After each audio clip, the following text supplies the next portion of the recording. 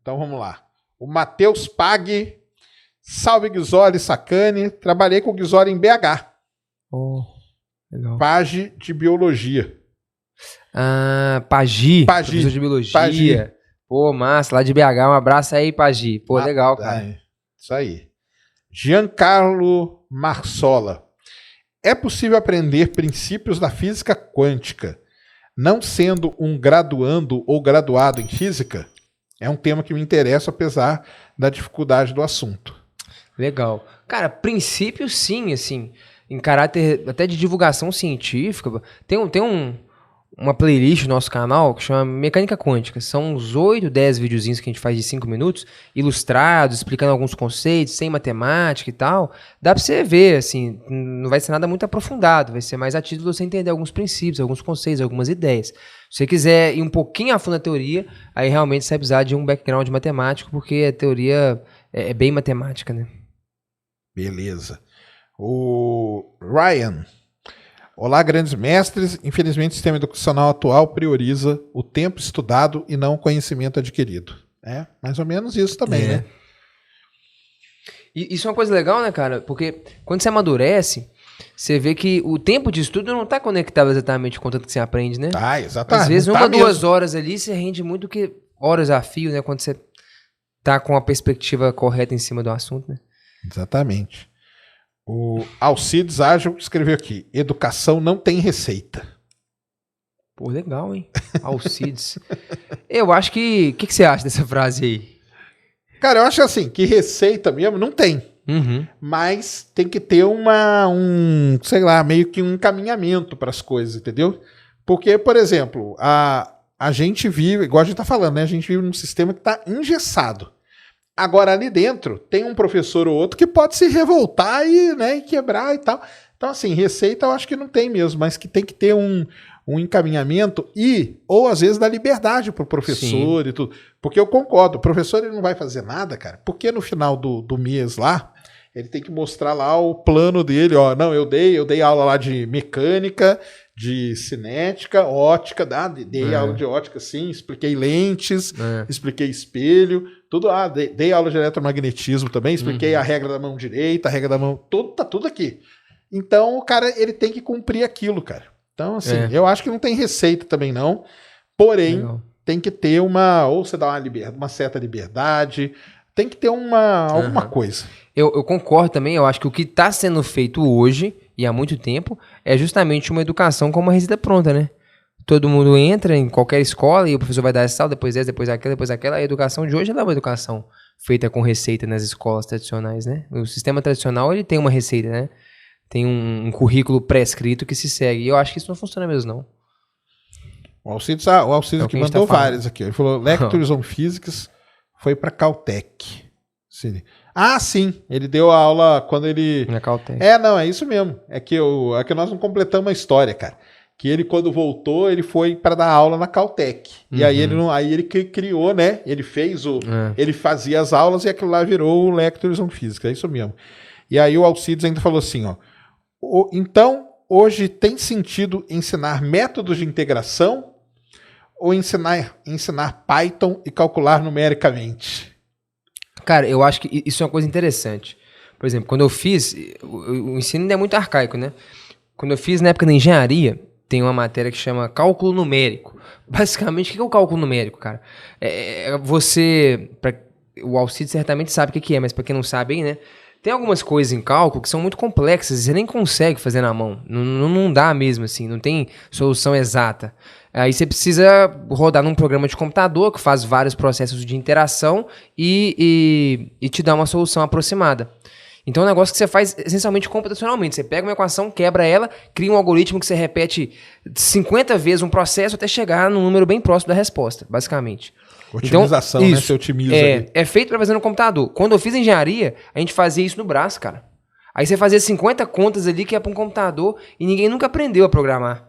Caramba, mas é um negócio que é feito essencialmente para computador e aqui você faz no braço. Então não faz sentido, né, cara? São coisas que você precisa entender a lógica, pra você criar o programa, lógico, né? Mas, cara, é muito arcaico isso aí. Então eu concordo que sim, deveria ter muito mais computação nos cursos de cálculo, porque no final do dia, cara, engenheiro nenhum, ninguém vai resolver a integral na mão. Né? Você joga no computador que faz muito mais rápido, mas você precisa entender o processo, né? Mas eu vou dar minha opinião para você, Alcides. Minha opinião é um pouco diferente, é a seguinte. Eu mexo com modelos tridimensionais, que basicamente é resolver matriz.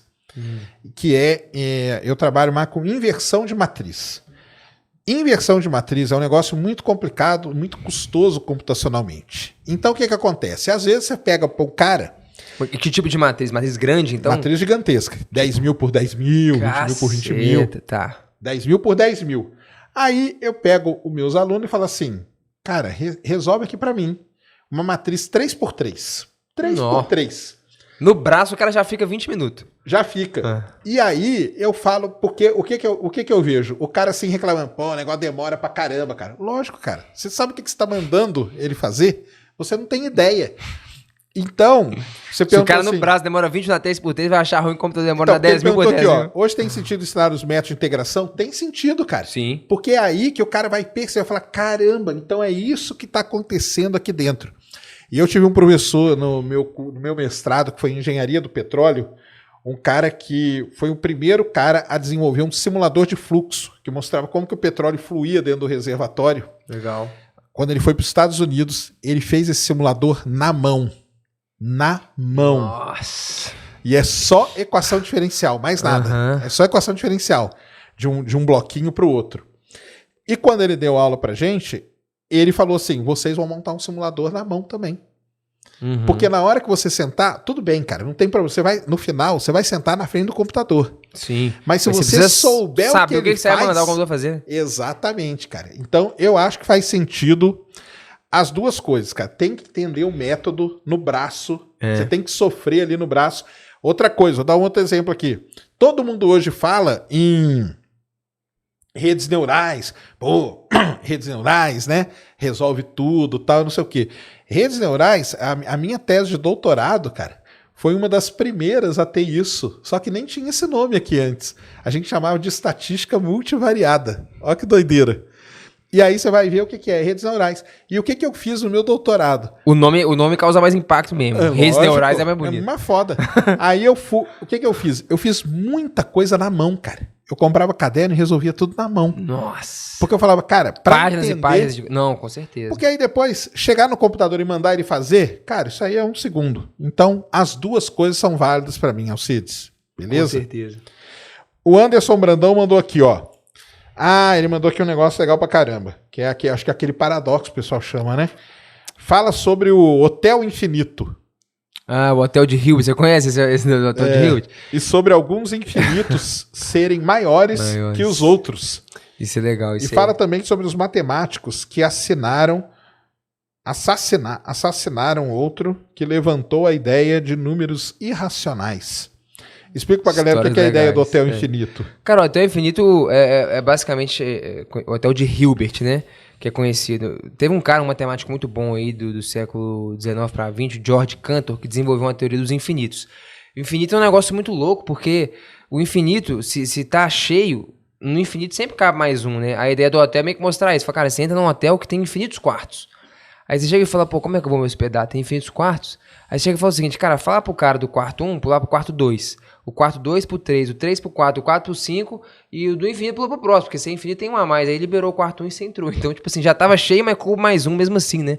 Esse é o Hotel de Hilbert. Tem infinitos quartos, tá cheio, mas sempre cabe mais um. No infinito cabe mais coisa, né? O Cantor foi um matemático que estudou com detalhes infinitos e ele provou um negócio muito louco, que é que existem infinitos maiores do que outros infinitos, né? Tem tipos diferentes de infinitos e tal.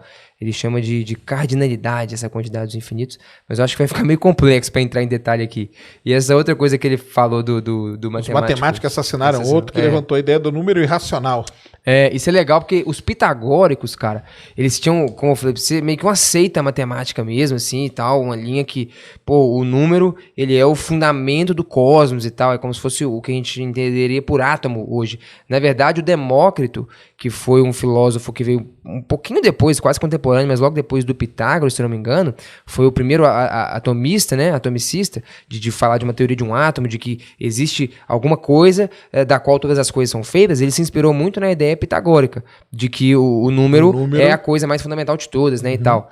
E aí, enfim, os pitagóricos, cara, fizeram muitas coisas importantes em matemática, em filosofia, e eles tinham essa crença de que o número, e quando eu falo de número, para eles eram os números naturais, inteiros, racionais, 1, 2, esses números aí. Aí um dia alguém falou que começou a levantar a hipótese de que existiriam números irracionais. Pra quem não sabe quem é isso, é tipo pi, 3,14, 15, não sei o que, um número que tem infinitas casas decimais, sem nenhum padrão de repetição. Como assim, um número infinito, que ninguém sabe onde é que ele acaba, como que funciona, era um negócio meio bizarro pra época, né? E os caras, não, essa porcaria não existe, não. Eu conheço o número 1, eu venho aqui e meço o tamanho 1 aqui do meu terreno, o número 17, meio, mas esse número não existe.